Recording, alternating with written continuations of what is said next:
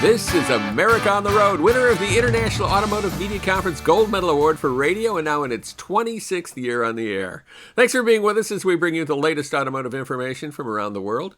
Ford Motor Company is ramping up production for its all-electric Lightning full-size pickup truck in light of increased consumer interest. We'll have more on that coming up. At the same time, Mercedes has introduced an all-electric concept vehicle with incredible range, and parts of its innovative body are made from landfill waste. Yes, you heard that right, landfill waste. We'll give you the amazing details on that.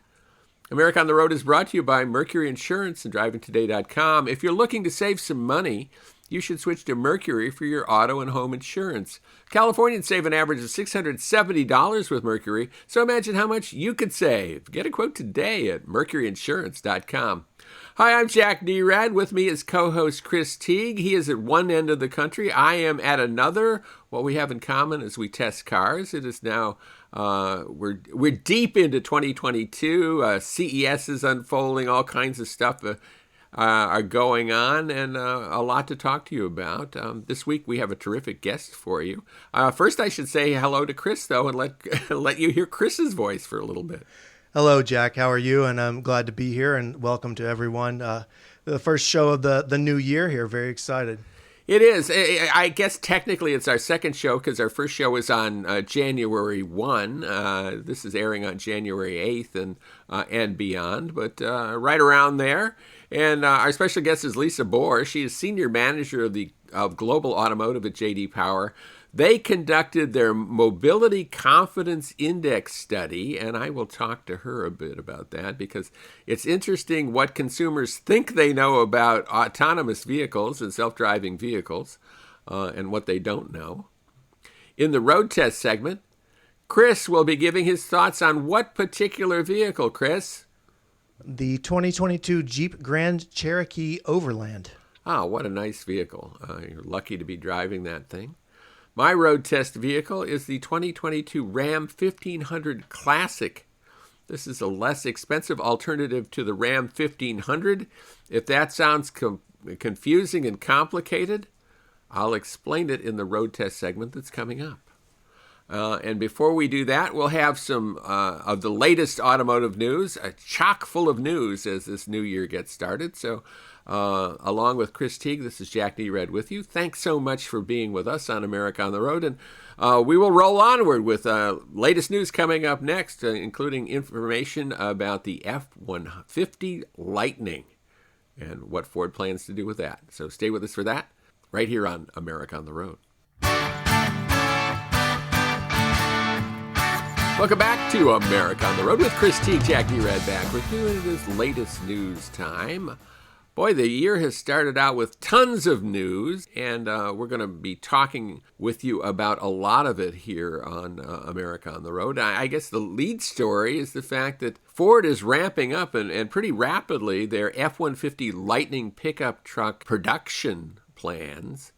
They plan to build 150,000 vehicles per year at their Rouge Electric Vehicle Center. That's in Dearborn. That's a lot of electric pickup trucks, Chris. What's your take on that? I agree. It's a lot of electric pickup trucks, but it will not satisfy all the demand that they saw for the truck. They had almost 200,000 reservations. So if all those orders convert or all those reservations convert to an order, even the expanded productions, they're still not going to meet all the units they need to ship in the first year. Yeah, it's interesting too. They say the first wave of reservation holders will be able to convert their reservations to orders. They're not even precisely orders yet. And that's how these things go too. A lot of people have a tendency to reserve these vehicles and then bow out over time. So I'm not certain that how big the demand will be overall, but certainly I imagine that 150,000 is not more than is necessary to staunch the demand here. It'll be interesting to see how this unfolds. That strikes me as a lot of electric pickup trucks, and when people start seeing the what these pickup trucks can do and cannot do. Maybe that'll change, but maybe not. Yeah, Ford had a few vehicle rollouts last year. They had the Mustang Mach-E and the Bronco, and both of those were delayed, and they're still both trying to catch up with their demand. So I think that this is a big opportunity for Ford to kind of get back on its feet with launching vehicles. And one thing I found was really interesting is that they gathered what they're calling a task force. So they grabbed people from several different functional areas, and they're going to kind of go through the process and find more efficiency or be able to, make things more quickly. So it'll be really interesting to see what they come up with, because they're still kind of learning as they go with this. So I'm excited to see where they head. Yeah, it's a big challenge to pull together the parts you need to build more vehicles than you have contracted to make, or that you have planned to make. I mean, that's the big challenge here. And this is a doubling of production. They were going to build, obviously, 75,000, and now doubling to 150,000. So it's a big change. Yeah, absolutely. But, the truck looks to be a very compelling vehicle. So I can't wait to drive one, especially where it's priced. It's not insanely more expensive than the gas-powered F-150. So I think they're going to have a winner over time. It might take a little bit, though. Right. I mean, the advertising is certainly compelling. The fact that you can power your house with this truck, at least for a reasonably short period of time, is a compelling sales feature, I think, in a lot of areas. So we'll see how this does. Again, the capabilities of the truck, I think, are going to tell a lot of the tale. I think most buyers of full-size pickup trucks need capability. Whether they use it all the time is another question, but we'll see how capable the Lightning is in terms of its ability to haul and tow and do other things that the typical pickup truck does. Yeah, I can't wait to see it. Another thing I can't wait to see is this all-electric concept car from Mercedes, the EQXX. This is a vehicle that the company says can go more than 600 miles on a single charge. And that just obviates range anxiety right from the get-go. I mean, nobody has to worry about range anxiety if you can go 600 miles on a charge. And the thing about it is built with very innovative techniques. Wildly innovative techniques. Mercedes says it intends for half of its sales to be electric cars by 2025. I mean, we're in the 2022, 2023 model year vehicles are going to be rolling out very, very soon. So, we're close to 2025. I think that's a very ambitious sales goal, given all the investment Mercedes has in internal combustion engines, among other things. What's your take on that, Chris? I agree. It's a big investment, but I think Mercedes is doing, or at least appears to be heading down the right path. I mean, how many new electric vehicles and electric concepts have we seen from them just in like the last 12 to 14 months? It's very impressive. So, and the concepts they're rolling out, if they make them into production anywhere near the design and the feature set that they did in the concept, with those features, I should say, they're going to be, we keep using that word compelling, but they're going to be a very, very tough competitor in the segment. Yeah, I mean, let's roll back to this EQXX. It has this just mind-blowing amount of range. Mercedes says its battery pack is half the size and 30% lighter than the one in the EQS, which is their brand new and very leading-edge production electric vehicle, kind of like the S-Class. Their efficiency on electricity is world-class, much better than the Tesla Model S, and part of the reason is a very, very low drag coefficient. And then they use a lot of light weighting. Not only is the battery pack light, but it has magnesium wheels and aluminum brakes and plastic springs. But here's the thing that I found most interesting is a lot of the body is made from landfill waste.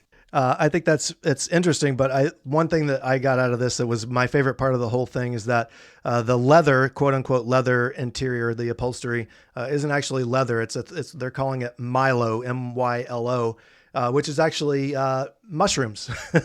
So they've come up with a way to make leather out of the sort of the root-like parts of a mushroom. It's really, really cool. Well, I do that at home. And, maybe your kids did it in science class. I'm not sure. They also have the carpets made from bamboo fiber. So nice natural products in this concept vehicle. We must mention it is a concept vehicle. And here's the thing I found amusing about it, too. They want the voice control system to have personality, so it is modeled after Mercedes Jelinek, who's the daughter of Emil Jelinek, who was one of the early customers of Daimler, and resulted in the name Mercedes being used on Daimler cars. I don't know what that means. Is it going to give you an attitude when you ask for directions in the car? What does that mean exactly? Yeah, very likely. Actually, there's some Jelineks in my family, so who knows? and we certainly give attitude. Well, on another note, and another technological note, Stellantis has just announced that it is teaming with Amazon for its new digital cabin platform, the Smart Cockpit. That will start in 2024. So that is coming. That's one of the pieces of news that came out of CES recently. They are also going to be selling a lot of vehicles to Amazon. Maybe there's some kind of trade out versus money changing hands there. But they will have the ProMaster battery electric vehicle will go into the Amazon delivery fleet. Heaven knows we see plenty of ProMaster and other vans from Amazon running around our neighborhoods, don't we? Well, we actually don't really have that many vans up here. I think everything comes through UPS, but I do know what you're talking about. A lot of people ask us what's going to happen with vehicle supply. And it kind of put a bullet hole through sales over the course of the last couple of months of 2021. And it looks as if it's still going to be challenging as we start the new year. What's your take on where we're going to see production go in light of the chip shortage? Oh, geez. Well, if you look at the end of the year sales numbers, General Motors in specific, yesterday I was reviewing them. They actually ended up recovering slightly. I won't say recovered. That's going to be a very light use of that word. Jack, I think it's, I don't have a crystal ball, and I think that everyone is still kind of wondering this. I will say that the automakers are now focusing on either producing the chips in-house for themselves, or they're working towards kind of safeguarding some of the supply chain issues. So I do think that they're going to be less likely to be caught with their pants down and going forward in the new year. But I think it's still going to take a while for production to recover. Yeah, I agree with you. It looks like we're going to see several months more of limited supply, and then supply will probably catch up. But our friends at J.D. Power are quite optimistic about what's going to happen over the course of the next couple of years.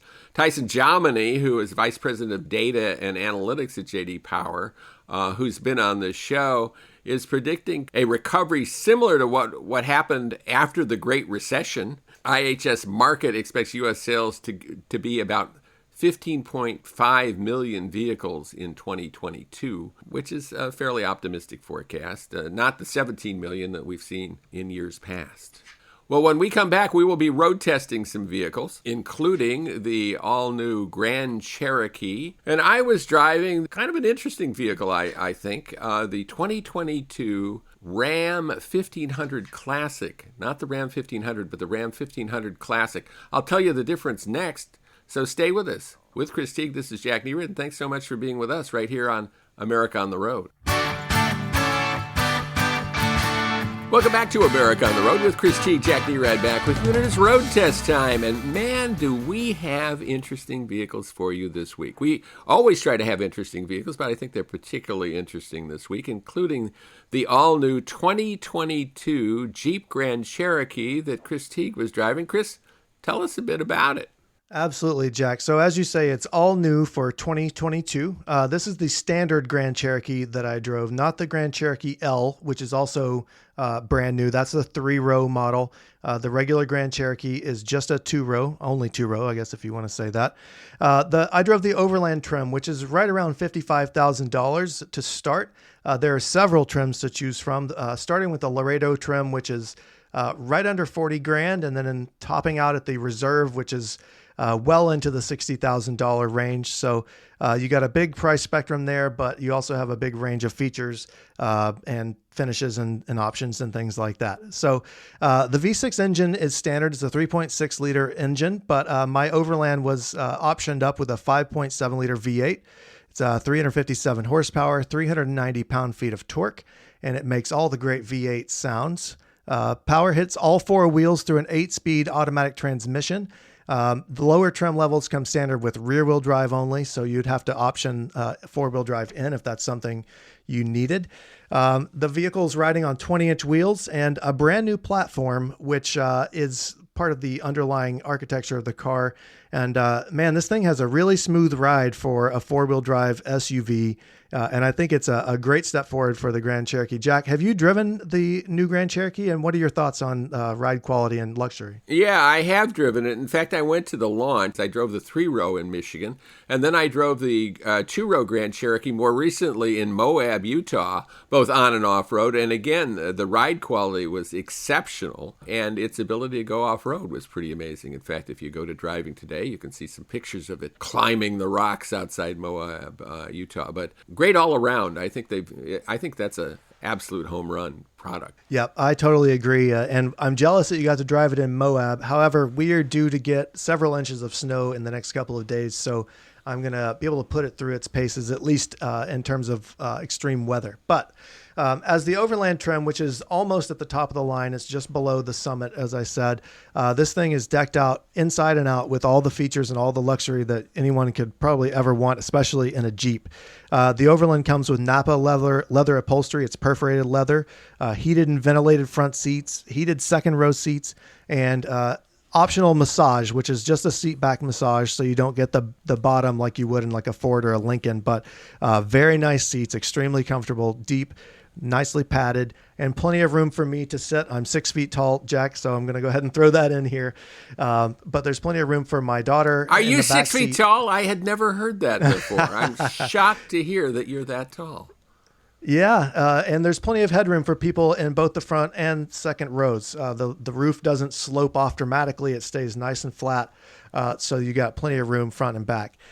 This vehicle has an optional head-up display, and Jeep does offer a giant touchscreen for the passengers, which is in front of the airbag there on the dash, but mine did not come with that. Unfortunately, I was really looking forward to play with that. It's a 10.1-inch touchscreen up front. It runs Apple CarPlay and Android Auto. And it's funny that we talked about Stellantis providing fleet software to Amazon, because their brand new Uconnect 5 infotainment software is colorful, it's responsive, it's easy to use. Jack, what are your thoughts on Uconnect? I think that it hits it out of the park. I think they do such a great job with Uconnect. It's, if not my favorite system, certainly one of my favorite infotainment operating systems. They just do a great job. I agree. You know, like I said, I was really looking forward to playing with that, but it's not in my test vehicle. In any case, as you say, Uconnect 5 is one of the best on the market. It's so easy to use that it reduces distraction while you're driving, which is one of the things that I've said about, I also said it about Ford Sync 3 or Sync 4 now. It's just a big benefit. Even if you don't care about the tech, it just makes it easier to use.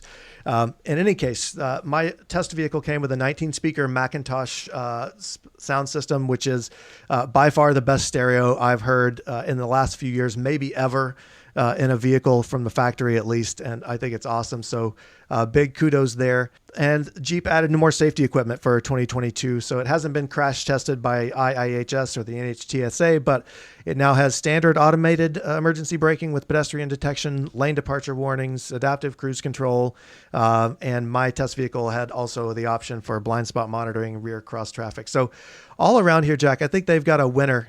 My only complaints are fuel economy, which is a little bit thirsty with the V8, and maybe the price, but I think you do get what you pay for here, and it's a lot. Yeah, and I think the fact that they have a V8 in this midsize SUV, I mean, it kind of acts almost like a full-size SUV, and you might agree with that. But the fact that they have the V8 available and the towing of a V8 with that kind of power and torque, I think is another point in its favor. Absolutely. Well, I had another vehicle from Stellantis, and you might call it an oldie but a goodie, although it's brand new, but at the same way, what's old is new and new is old. I guess with the 2022 Ram 1500 Classic, and I'm not speaking in tongues here. The fact of the matter is the Ram 1500 Classic is the previous edition of the Ram. So it is now being offered, and it has been offered over the course of the last several years, as the bargain-priced alternative to the current Ram 1500 not to be confused, although it certainly will be, with the Ram 1500 Classic that I'm talking about. It was originally designed to be kind of a transition into the new Ram 1500, allowing the factory to keep running and building vehicles and supplying vehicles as they brought the new Ram 1500 online. But it continues to sell, and so they've kept it around. So it is essentially the continuation of the 2018 model year Ram, the previous generation, as I said. It's in its fourth model year. It's available in 3 trim levels. There are multiple cab types and 3 cargo box lengths. So this isn't just a interim step anymore. This is something that has some legs to it. What's your take on selling a vehicle when it has essentially been replaced with a newer vehicle of exactly the same type? I think you could probably try to fault Ram or Stellantis for maybe getting more mileage out of an old platform or gouging people for money, but I don't think that's the case at all. Apple does it with their iPhones. You can still go buy a brand new iPhone, whatever it was from several years ago. But the new Ram 1500 is a plush truck and it's got a plush price tag, and not everybody wants to pay that, but you still get all the good truck stuff in a vehicle that, maybe look a little bit older and dated, but is still quite capable. So I think it's good. I think it's great. Yeah, I do too. And there's some really interesting things about it. It's available in 3 trim levels, as I almost said. The Tradesman, the Express, and the Warlock. Wow, Warlock. All 3 are available as quad cab and crew cab. So those are essentially 4 doors of various types. Quad cab, a little more compact 4-door. Crew cab with a larger full-size 4 doors. And then it's also available as a regular cab, a 2-door body style. Kind of the prototypical pickup truck configuration that's rarer to find, so it's kind of interesting that it is available in that configuration. One of the things about the 1500 Classic is its price. It is bargain priced. It has a base price in the regular cab configuration as a Tradesman of right around $31,000. So that certainly is a bargain in the world of full-size pickup trucks these days. Maybe even the bigger bargain is the Express, which is styled a bit better, less work truck, and it costs about $33,000. It has Uconnect 3 with a touchscreen display, voice command, and a 6-speaker audio system, 17-inch alloy wheels, so it's pretty good looking. And then there is the Warlock, which has attitude. It's a monochrome exterior paint, blacked out trim, 20-inch wheels. It's kind of an interesting take on the full-size pickup truck, highly styled. One of the cool things, too, about the Ram 1500 Classic is the bargain price extends throughout. For instance, the electronics, not all that high zoot or up-to-date in many of the vehicles, but it does offer an electronics group that has an 8.4-inch touchscreen and Uconnect 4C, so Apple CarPlay, Android Auto, very, very modern kind of system, and it costs $800. So that shows how bargain price this is. It's offered with 2 different engines, the venerable 3.6-liter V6 engine, 305 horsepower, and the tester I had, 395 horsepower, 5.7-liter V8, kind of a classic V8-powered pickup truck. Which of those do you think you would choose, Chris? I'd always go for the V8, and Ram does a good one. And if you're going to buy a pickup truck, you want the capability. I think the V8 here is worth the fuel economy penalty and the slight price increase. Yeah, I mean, this is a vehicle. I hate to go with old tech, right? And you're a new tech kind of person. You're probably renewing your iPhones all the time and doing that kind of thing. I kind of see a lot of value in this 1500 Classic. It isn't the newest tech. It's somewhat more rudimentary than the current Ram 1500, and yet it's certainly a very, very capable pickup truck, full-size pickup truck, and it's offered at a pretty low price. I think there's a bargain to be had here. I agree. You buy the pickup truck, you don't spend a ton of money on it so that you can, you don't have to baby it, and you really use it for what a truck is made to be used for. So I'm on board with that. Yeah. So it's something we like. It doesn't have all the bells and whistles. It doesn't have all the newest safety tech, but Certainly the Ram 1500 Classic is worthy of a look. And absolutely, the Jeep Grand Cherokee new for 2022 is more than worthy of a look. I think it's one of the best vehicles I've driven over the course of the last couple of years or so. And stay with us because we have an interview with Lisa Bohr, who is the Senior Manager of Automotive at J.D. Power, talking about autonomous vehicles next. So stay with us for that.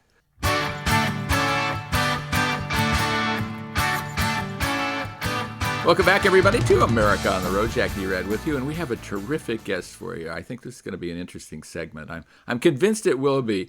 Lisa Bohr is Senior Manager of Global Automotive at J.D. Power. Really interesting study. You've been tracking self-driving cars, automated cars, for quite a while now, and recently J.D. Power has changed up its Mobility Confidence Index study. And, well, tell us what you found.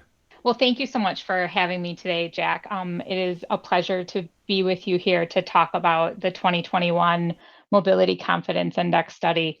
This, as you said, this is something that we've been working on and monitoring for some time. And we're very excited to be collaborating with MIT AVT as well as PAVE in order to present this year's results. It's great to be able to continue watching consumer readiness for fully automated self-driving vehicles and the various applications in which they can be implemented for mobility solutions. So one of the things that this year's study results are showing us, though, is that we're seeing that consumers believe that they know more than they may actually know about automated vehicles. So we're starting to see some deficiencies in consumer understanding. Yeah, it's really kind of fascinating, right? You would think that self-driving cars is fairly self-evident. I mean, the car drives itself. You don't need to be involved in it. And yet you're finding that a lot of people just don't grasp. Yeah, so we asked consumers to define a fully automated self-driving vehicle. And we provided them 7 options, and they ranged from, the driver performing all of the tasks all the way to the system performing all of the driving tasks. So, each of these descriptions correlates to, what we in the industry know as the levels of SAE driving. And it's very telling to see that we have only 37% of respondents are accurately defining what a fully automated self-driving vehicle is. And the majority of consumers are selecting options that describe lower levels of automation and these level 2 levels and features which are currently available in the industry today. Yeah, kind of stuff that we already see, like blind spot monitoring with assist and things like that, I would imagine is what you're talking about, right? Exactly. And I think, one of the other things that we ask consumers to tell us is, how much would you say you know about fully automated self-driving vehicles? So we're asking them to sort of self-report these self-rated levels of AV knowledge. And our findings are showing, though, that consumers who say they know nothing at all about AVs are actually more likely to select the correct definition of AVs. So we're seeing this gap, right, between the actual and perceived AV knowledge. Maybe it's because they don't overthink it, right? I mean, if you know you don't know and you hear something that says automated self-driving, you're probably able to identify that correctly. But if you think you know something about it, maybe not. Correct. Yes. Yeah. And I think, when we look at those owners and consumers who do have advanced driver assistance technologies right now on their vehicles, we're finding that they're not getting the definition correct either. So, this misunderstanding is prevalent among both users and non-users of ADAS systems. Well, then this can have an effect, right? I mean, if people don't understand this at all, they're less likely to buy those vehicles, I would imagine. Tell us a bit about that. What's your take on what the knowledge means? Well, I think our concern is that this mismatch, could really result with some consumer overconfidence and some unclear expectations as to what the technology is capable of doing. And so, our hope is that through, diverse and comprehensive educational efforts, we can close this gap. And we really see an opportunity for AV education to expand and embrace some different learning methods. And it's kind of interesting to me too that there has to be, or I guess it's suggested that there be some training on automated vehicles. One would think that that you don't need training for something that operates on its own. Tell us a bit about that. Yeah, so it's interesting because we don't really know what proper operation of a fully automated self-driving vehicle looks like at this point, right? But one of the things that we're pleased to see is that consumers are showing that they're very receptive to multiple learning methods. We ask consumers to tell us what their learning preferences are in order to operate a fully automated self-driving vehicle. And we are pleased to see that, more than half, 53%, are stating that they are willing and preferring a driver's education course for self-driving vehicles. So that's a good thing. I guess I was kind of interested to see that, and also discussion of a special driver's license for automated vehicles. One would think that if the vehicle was automated, the last thing you need is a license. But so expand on that a little bit, would you? Yeah. So we ask consumers if they would be willing to take a specialized automated vehicle driving course. And we have overwhelmingly the majority of consumers saying that there is a positive willingness to complete that training. So while we don't know exactly what that training would look like, right? But as an industry, this is a huge opportunity for ensuring that proper education is provided to consumers. And we currently rely on our dealer network and user manuals and some very traditional learning methods. And while those provide support, those are not sufficient alone. And so we really need to find a way to ensure that AV education is expanded beyond these current traditional learning methods. Well, and it looks like from the results of the study that a lot of people just are confused, you might say, or just unclear on the concept of automated driving when they're thinking that, well, for instance, I note here that almost 20%, 19% of respondents believe that fully automated self-driving vehicles are currently available, and they're not, right? I mean, that's kind of a shortfall right there. What's your take on that? Exactly. So one of the things that we talk about is, what is this future timeline for availability of automated vehicles look like? And in the Mobility Confidence Index study, we want to understand what the consumer perspective is for the application of automated vehicles in different scenarios. And so we look at, obviously, the purchasing and leasing of private vehicles, but also the applications in public transportation, delivery services, and then taxi and ride-hail services.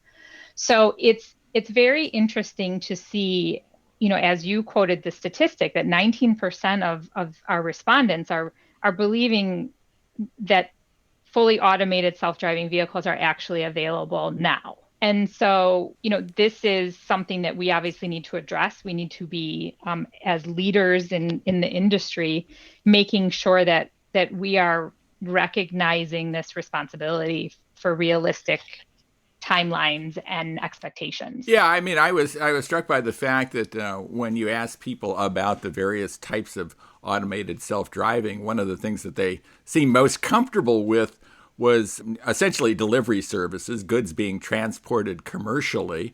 I mean, that's because they're not involved in it partly. Yeah, right? Yes, absolutely. And there, despite the inaccuracy that we're seeing with personal vehicles, we are seeing a correct awareness of automated vehicles, that are available on the market now with these delivery services. So while these are very small deployments that are targeted, we asked consumers to give us examples of what comes to mind when saying a fully automated self-driving vehicle, and seeing some very clear mentions of delivery services, and whether that's for pizza or groceries.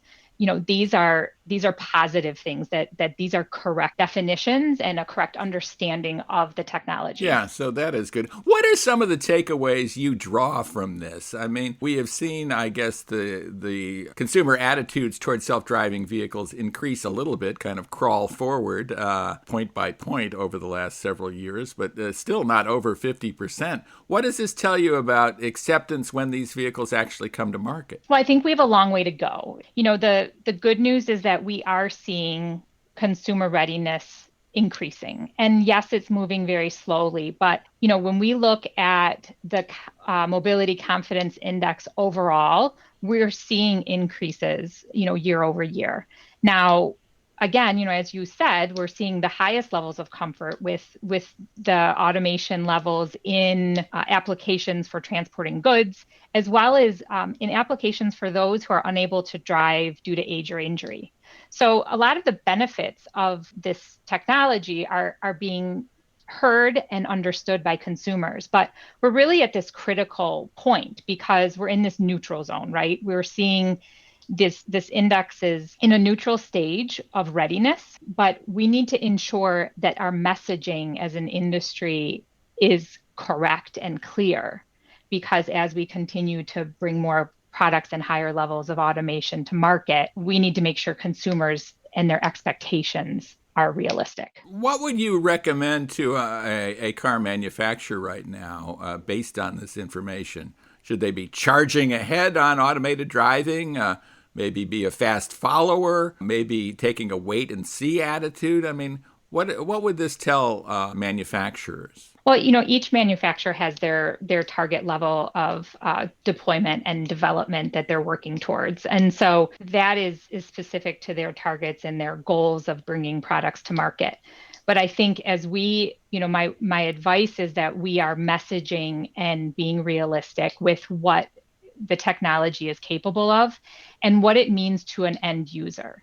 Because ultimately, we need to ensure that the consumer understands how to utilize the technology safely, because we know that each experience is built upon. And we want to make sure that technology is implemented safely and that it's understood. And what would you say to consumers based on this study? What should they be doing and what should they be looking for as we get closer and closer to fully self-driving vehicles? Well, I mean, the main message, one of the things we want to ensure that consumers are aware of is that a fully automated self-driving vehicle is not available for purchase at this time. We have many different levels of automation and features that are coming. These things, ultimately, the goal is to make a consumer's experience and life easier and to ensure additional safety measures. So we need to be careful, cautious, utilize resources that are available in order to educate yourself. Yeah, and when do you think that we're likely to see that in the marketplace? When can consumers actually go out, do you think, I mean, obviously this is an estimation, but you follow this, that we're going to see fully automated self-driving vehicles available for consumer purchase? Well, I mean, I don't have a crystal ball for the specific timeline, but I think we are a long way off for a fully automated self-driving vehicle and what exactly that looks like. And we have traditional OEMs have a different trajectory of their development than companies that are solely working on AV development. And so it looks very different, those timelines, right, for different companies. So I think as a whole, though, we know that transportation needs will continue to change, and we need to ensure we're meeting consumers where they are, right? And ultimately providing useful and lasting solutions to transportation is the ultimate goal. Absolutely. Well, I think that's a good way to sum up. Lisa Bohr, Senior Manager of Global Automotive at J.D. Power. Thanks so much for being with us. I really learned a lot. I enjoyed speaking with you. Well, thank you. And again, we're very excited to discuss our Mobility Confidence Index study today. My pleasure. And stay with us, everybody. We'll be right back right here on America on the Road. Welcome back, everybody, to America on the Road with Chris Teague. This is Jack Nerad back with you. And it is our final segment of this week's show and our listener question segment. And here is a question that came from Manhattan Beach, California. Sandy in Manhattan Beach, California asked this question. How is the car supply right now? I see a lot of new cars in our neighborhood, but dealers nearby, like the Volkswagen dealer, don't seem to have many cars on their lots. What's going on? Well, that's because they don't have a lot of cars on their lot. I think what's happening, among many other things, is that people are buying or ordering cars. So as soon as they leave the truck, basically, they're already spoken for. The supply chain is slowly recovering. I've heard signs, and I mentioned it in the previous segment earlier when we were talking news, that General Motors, saw a bump of production at the end of the year slightly. So there are some signs that things are recovering, but not going to happen anytime in the next few months, maybe even not the next year. So that's my take, but there's so many other things going on that we could probably spend 3 or 4 shows talking about it. Right. Do you think people are going to start ordering cars rather than buying from a dealer? Or do you think as soon as supply catches up with demand that we're going to revert to where we've always been in the American car market? Well, I think it depends on the person and the type of the car. With electric vehicles becoming more popular, I think it's important to have a physical presence with the dealer so people can touch and feel and smell and use them.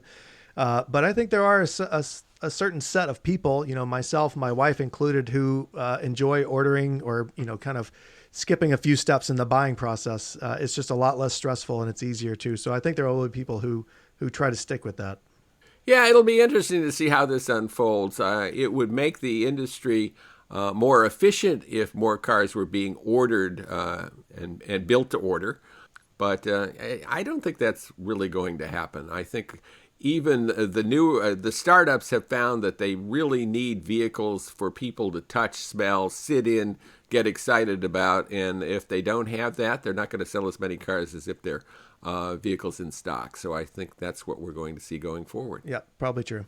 And that's our show for this week. Chris, thanks so much for your stalwart co-hosting duties. I appreciate it. Thank you so much for having me. Thanks, everybody, for listening. I'll say if you want to hear more and download our podcast, you can go to Sports Map Radio and check us out on the Saturday schedule. Our podcast directory is right there. You can follow us on Apple or the site directly. Right. In fact, we're available on all the major podcast outlets, Spotify and iHeartRadio among them, certainly Apple Podcasts. So check us out there and check us out again right here next week when we bring you another edition of America on the Road.